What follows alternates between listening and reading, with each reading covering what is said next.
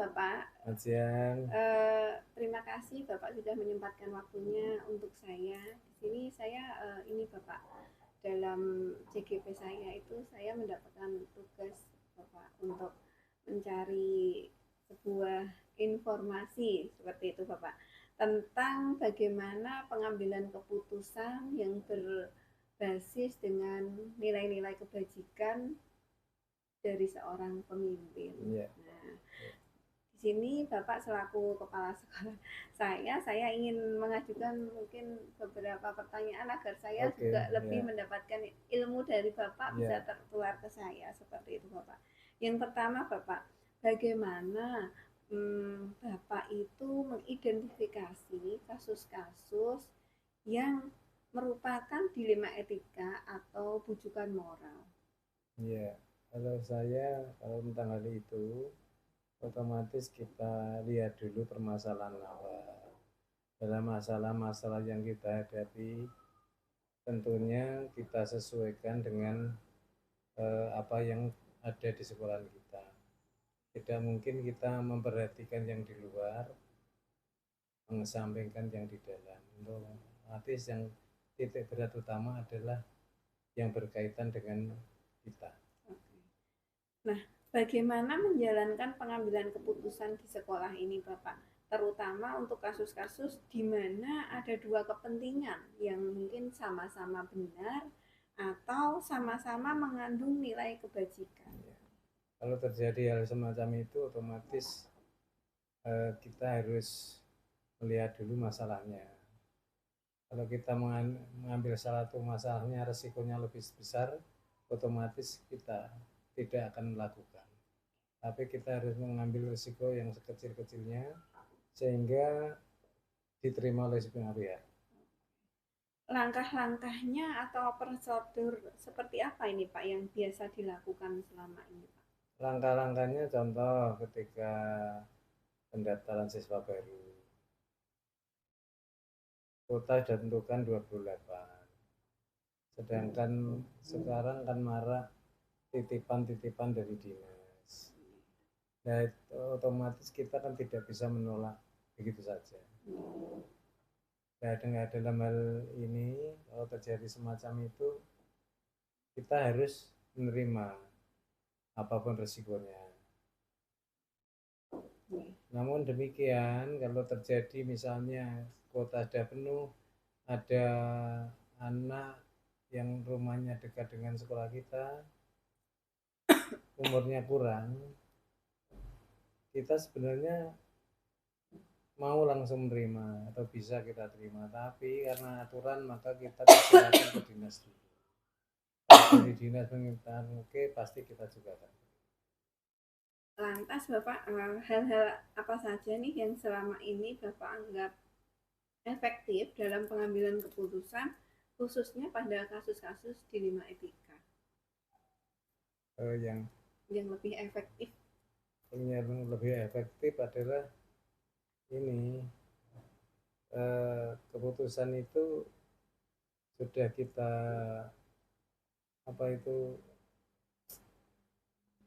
rencanakan atau apalah, yang penting apa yang kita hadapi itu akan diterima oleh semua pihak, terutama karena di sekolah itu komunitasnya tidak hanya kepala sekolah saja. Otomatis kalau ada permasalahan dari pihak guru-guru ataupun yang lain itu juga bisa menerima, sehingga kami tidak terkesan otoriter. Hal-hal apa saja Pak yang selama ini merupakan tantangan mungkin atau hambatan dalam pengambilan keputusan, khususnya juga pada kasus-kasus dilema etika ini? Tantangannya otomatis ya banyak, karena ngambil keputusan belum tentu nanti diterima di semua pihak, karena kita sudah punya karakter, terutama guru-guru kita, terutama di guru luar, karakternya begini, maka kita alhamdulillah selama ini setiap mengambil keputusan apa saja tidak ada yang protes dan menerima dengan senang hati. Terima kasih. Berikutnya ini Bapak, apakah Bapak memiliki sebuah tata cara nih atau jadwal Dalam sebuah penyelesaian kasus dilema etika, apakah mungkin Bapak langsung menyelesaikan di tempat atau memiliki sebuah jadwal untuk menyelesaikannya? Bentuk ataupun prosedurnya yang seperti apa nih Bapak yang Kalau dijalankan? saya selama ini tidak kita jadwalkan tertentu, karena permasalahan itu kan datangnya tiba-tiba. Maka kalau saya ada masalah, saat itu harus selesai. Sehingga tidak sampai masalah kita diamkan lama dan akhirnya terlupakan. Baik. Ada enggak sih Pak seseorang atau faktor-faktor yang selama ini bisa mempermudah atau mungkin membantu Bapak dalam pengambilan keputusan ini Bapak? Ya, kalau faktor-faktor itu ada, hanya kita uh, tentukan sesuaikan dengan masalahnya apa. Kalau masalahnya mungkin tentang lingkungan sekolah, bisa jadi Pak Marju misalnya. Kalau hubungannya dengan IT, mungkin Bu Leli. Dan kita sesuaikan kepentingannya itu apa. Sehingga tidak setiap ada masalah semua kita bicara enggak. Jadi hanya beberapa saja yang kira-kira kompeten. Berarti intinya disesuaikan dengan siapa nih yang bisa diajak untuk mengambil keputusan ini nih Bapak.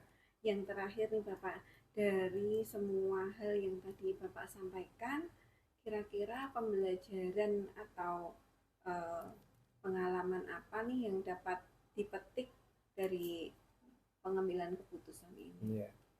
Karena kurikulum merdeka, tentunya di sekolah kan juga kita buat semerdeka mungkin. Tidak hanya muridnya saja yang merdeka, gurunya juga harus merdeka. Maka bagi saya, usul guru, saran guru, kritik itu suatu hal yang justru akan menambah wawasan saya dan untuk ke depan lebih maju.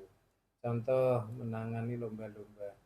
Tidak hanya beberapa guru, tidak semua kita libatkan. Nah, dari dilibatkan semua guru itu nanti mereka kan pada diskusi akan menghasilkan yang baik tentang lomba-lomba itu bagaimana caranya menang. Otomatis nanti akan berkompetisi dengan materi tim-tim yang lain sehingga nanti akan menghasilkan hal-hal yang baik. Sebenarnya sudah kita lakukan dalam 1 tahun ini, lomba-lomba apapun kita kita laksanakan dengan cara kolektif penanganannya, dan hasilnya Mbak Novi kan juga lihat setiap lomba walaupun tidak juara 1 pasti kita menang. Terima kasih Bapak atas ilmu yang tadi ditularkan kepada saya. Semoga kedepannya saya juga bisa mengambil keputusan dengan berbasis nilai-nilai kebajikan, sehingga semua yang berhubungan dengan ini nantinya akan merasakan puas dengan keputusan-keputusan yang diambil seperti itu nih Bapak. Terima kasih atas waktunya. Cukup sekian Bapak. Selamat siang. Selamat siang.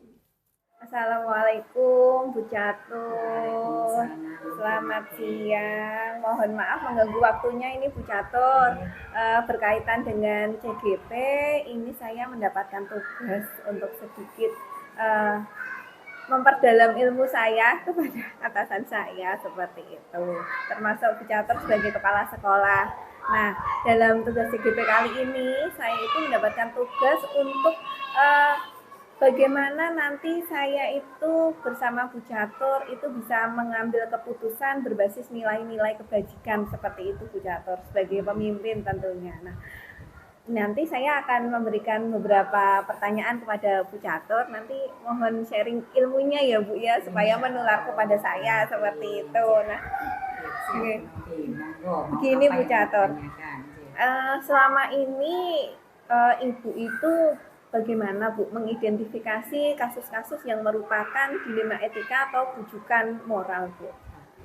Kalau dari pengalaman saya Bu Novi, ketika saya bekerja itu dilema etika itu kan adalah hal yang paling berat ya menurut saya yang kita hadapi dari waktu ke waktu. Ketika kita menghadapi situasi dilema etika, akan ada nilai-nilai kebajikan yang mendasari, yang bertentangan mesti seperti cinta, kasih sayang, keadilan, kebebasan begitu ya.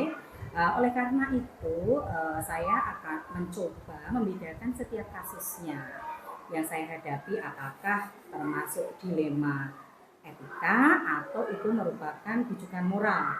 Selanjutnya saya setelah mengetahui itu pada kasus tersebut saya akhirnya akan mampu menggunakan prinsip serta langkah-langkah yang tepat untuk pengambilan keputusan tersebut.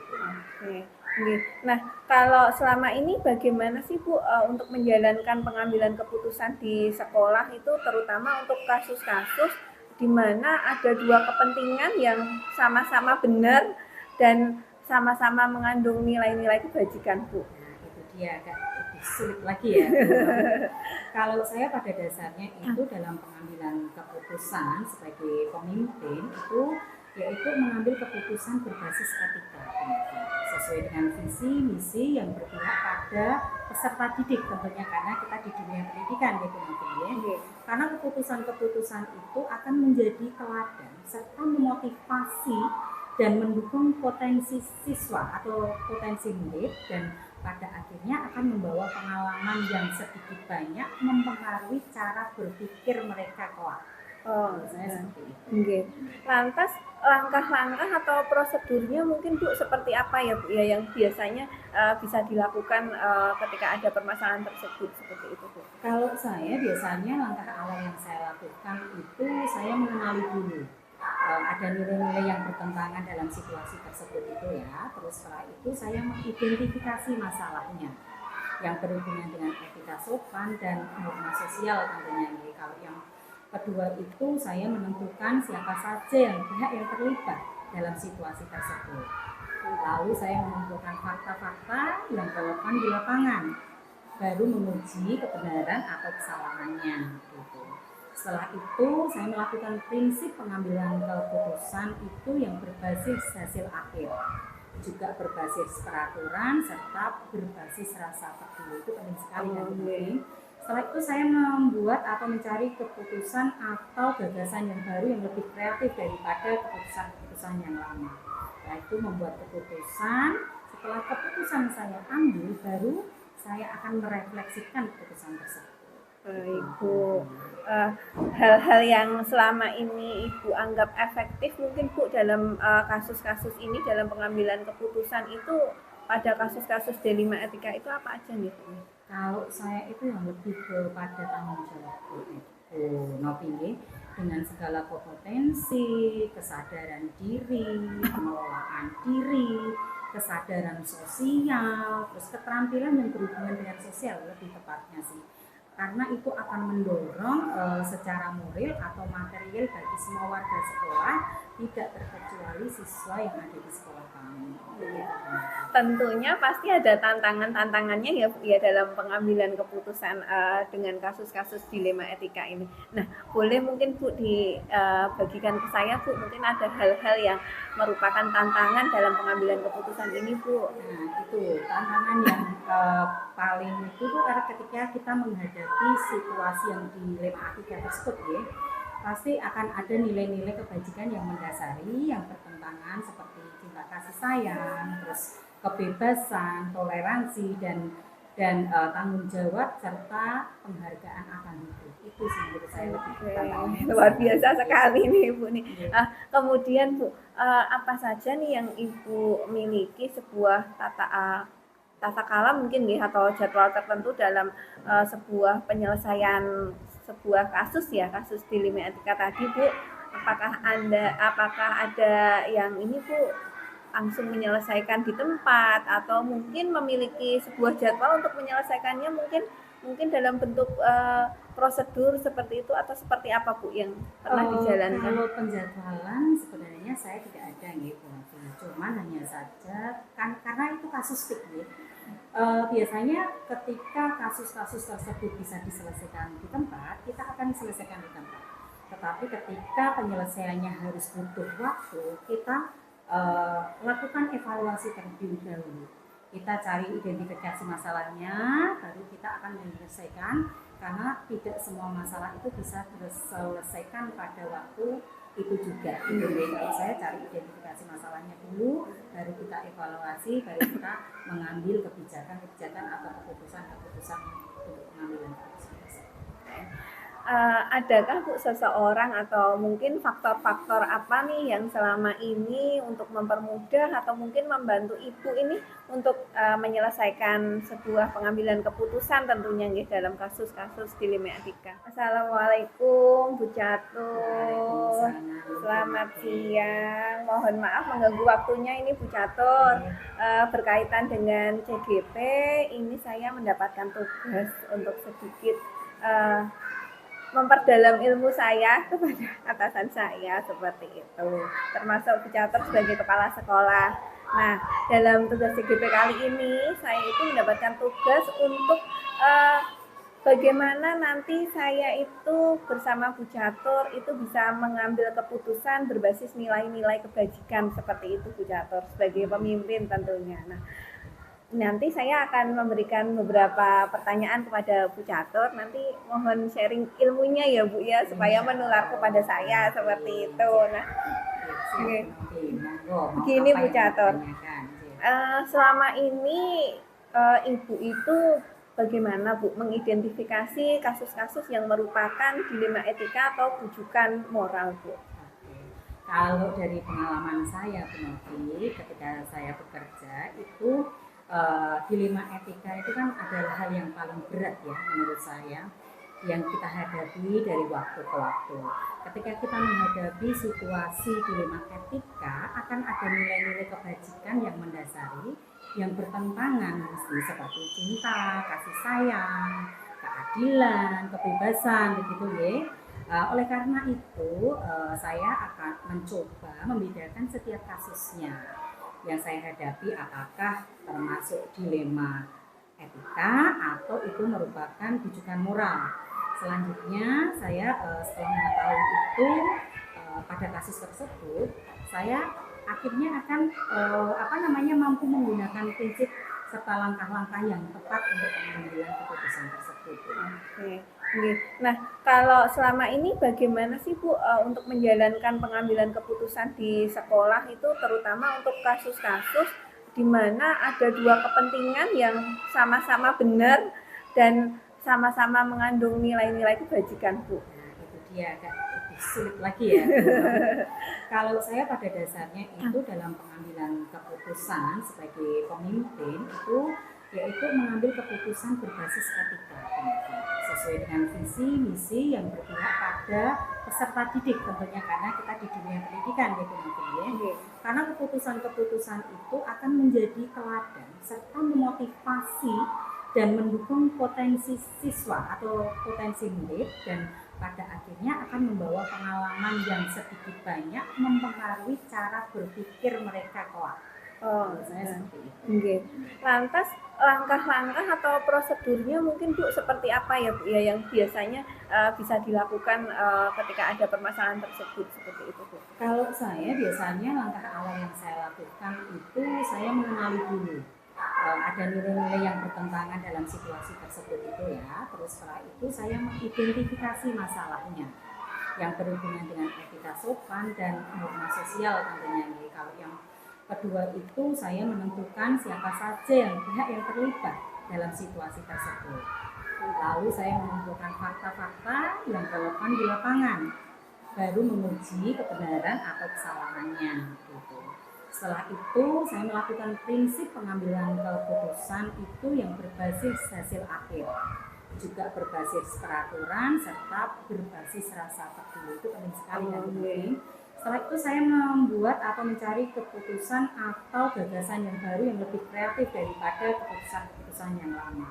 Setelah itu membuat keputusan, setelah keputusan saya ambil baru saya akan merefleksikan keputusan tersebut. Ibu, hal-hal yang selama ini Ibu anggap efektif mungkin Bu dalam kasus-kasus ini dalam pengambilan keputusan itu pada kasus-kasus dilema etika itu apa aja nih Bu? Kalau saya itu yang lebih kepada tanggung jawab Bu Novi dengan segala kompetensi, kesadaran diri, pengelolaan diri, kesadaran sosial, terus keterampilan yang berhubungan dengan sosial lebih tepatnya sih. karena itu akan mendorong secara moral atau material bagi semua warga sekolah, tidak terkecuali siswa yang ada di sekolah kami. Tentunya pasti ada tantangannya ya dalam pengambilan keputusan dengan kasus-kasus dilema etika ini. Nah, boleh mungkin Bu dibagikan ke saya Bu, mungkin ada hal-hal yang merupakan tantangan dalam pengambilan keputusan ini Bu. Nah, itu tantangan yang paling itu tuh ketika kita menghadapi situasi yang dilema etika tersebut ya. Pasti akan ada nilai-nilai kebajikan yang mendasari, yang bertentangan seperti cinta kasih sayang, terus kebebasan, toleransi, dan tanggung jawab serta penghargaan akan hidup. Itu sih menurut saya lebih tantangan. Luar biasa sekali nih Ibu nih. Kemudian Bu, apa saja nih yang Ibu miliki sebuah tata kala mungkin ya atau jadwal tertentu dalam sebuah penyelesaian sebuah kasus dilema etika tadi Bu, apakah ada yang ini Bu langsung menyelesaikan di tempat atau mungkin memiliki sebuah jadwal untuk menyelesaikannya mungkin dalam bentuk prosedur seperti itu atau seperti apa Bu yang pernah dijalankan? Kalau penjadwalan sebenarnya saya tidak ada gitu, cuman hanya saja kan karena itu kasustik ya. Biasanya ketika kasus-kasus tersebut bisa diselesaikan di tempat, kita akan selesaikan di tempat. Tetapi ketika penyelesaiannya harus butuh waktu, kita lakukan evaluasi terlebih dahulu. Kita cari identifikasi masalahnya, baru kita akan menyelesaikan, karena tidak semua masalah itu bisa diselesaikan pada waktu itu juga. Jadi saya cari identifikasi masalahnya dulu, baru kita evaluasi, baru kita mengambil kebijakan atau keputusan untuk pengambilan keputusan. Adakah Bu seseorang atau mungkin faktor-faktor apa nih yang selama ini untuk mempermudah atau mungkin membantu Ibu ini untuk menyelesaikan sebuah pengambilan keputusan tentunya nih dalam kasus-kasus dilema etika? Siang Pak Purwanto. Ya, selamat siang. Bapak, ini saya mengikuti CGP Angkatan 8. Nah, berkaitan dengan tugas-tugas CGP, kali ini saya mendapatkan tugas untuk mewawancarai kepala sekolah seperti itu tentang pengambilan keputusan yang berbasis nilai-nilai kebajikan sebagai pemimpin Bapak. Seperti itu. Nah, nanti saya akan mengajukan beberapa pertanyaan untuk Bapak seperti itu supaya nanti saya dapat mengambil ilmu dari Bapak supaya menular ke saya seperti itu Bapak.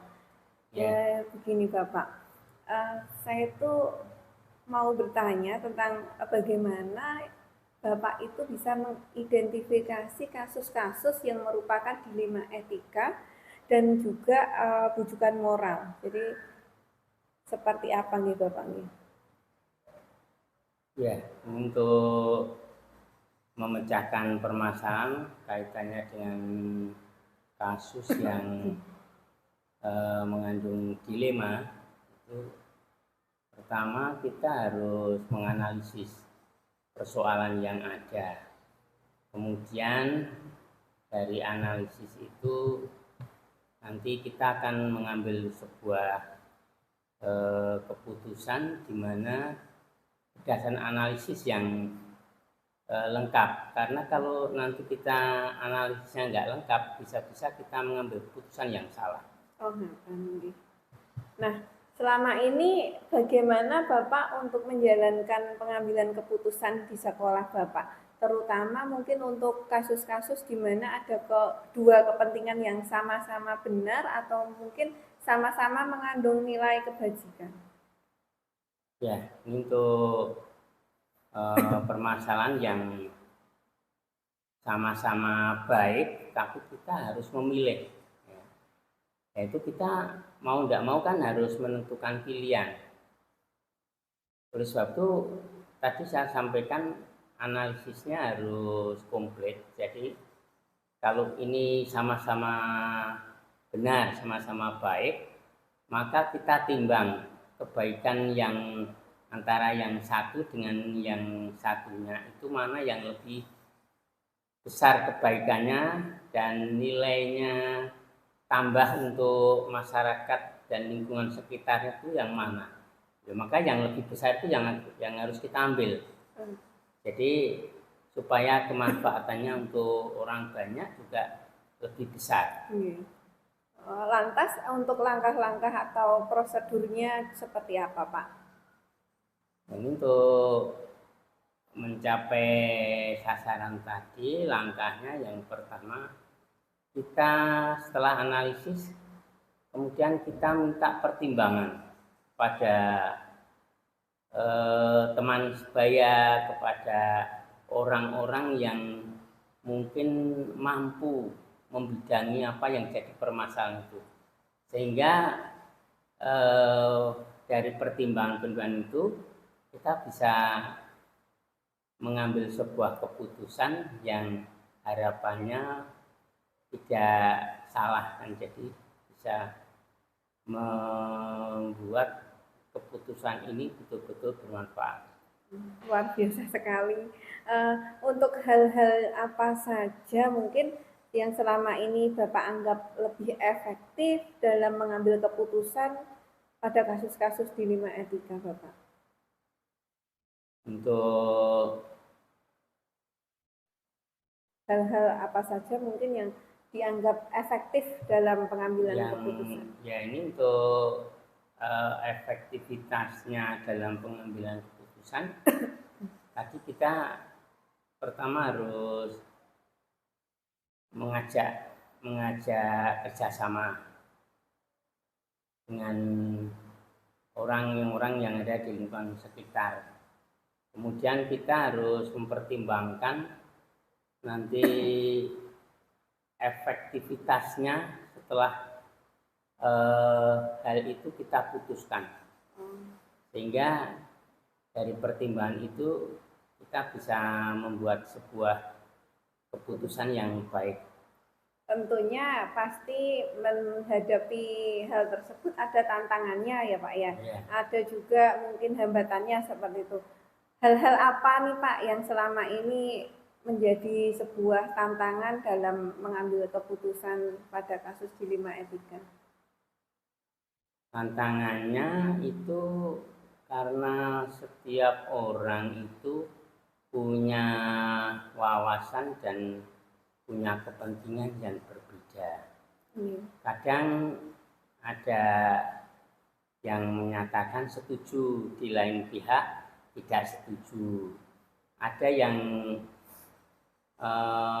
menyatakan pendapat saya itu benar, tapi ada yang salah itu kan. Nah, jadi ini menjadi sebuah tantangan untuk meyakinkan bahwa apa yang menjadi keputusan kita itu betul-betul membuat dua unsur yang berbeda ini menjadi hal yang dia menjadi, kalau bisa dua-duanya setuju kan. Nah, itu kita harus menggiring opini pada orang-orang ini supaya dia mau menyetujui apa yang menjadi pendapat kita. Luar biasa, berarti intinya meyakinkan dulu dua unsur yang berbeda supaya melebur menjadi satu ya Pak ya. Sehingga dengan menggiring opini itu semuanya bisa menjadi searah gitu ya Pak ya. Nah, untuk berikutnya Bapak, apakah Bapak memiliki sebuah tata cara atau jadwal tertentu dalam sebuah penyelesaian kasus dilema etika? Mungkin apakah Bapak langsung menyelesaikannya di tempat atau memiliki sebuah jadwal untuk menyelesaikannya? Jadi mungkin berbentuk prosedur seperti apa seperti itu Pak yang bisa dijalankan? Ya,